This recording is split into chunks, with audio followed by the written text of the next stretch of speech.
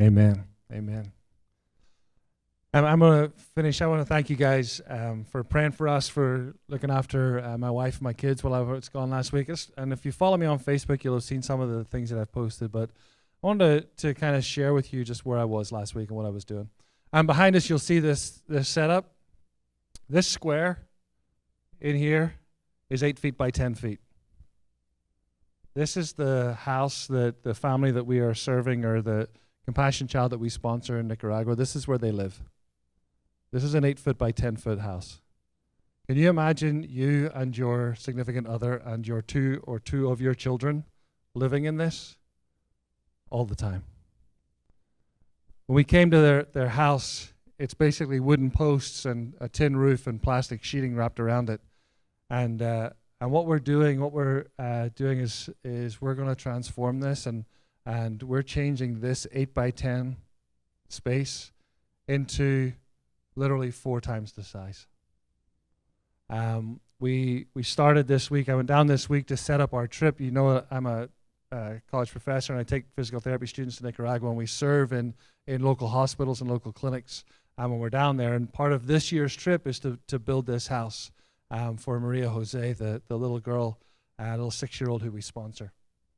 And Maria Jose, her mom and her dad were there all week. Alberto and Maria were there working with us.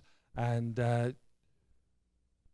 when we kind of think of building a house, we kind of think, oh, we'll go to Lowe's and they'll like deliver everything and it'll all be there and it'll be great, you know.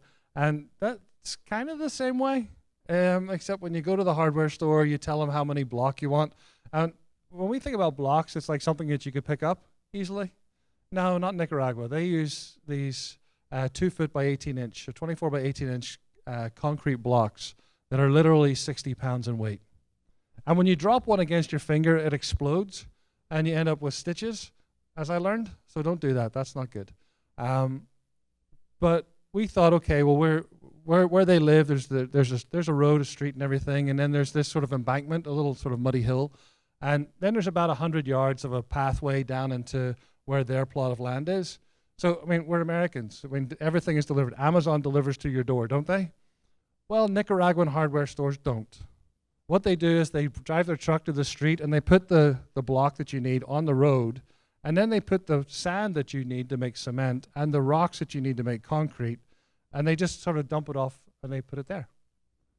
And that's not where we're building the house. How do we get that from here to here? Well, you pick it up, you put it on your back, and you carry it.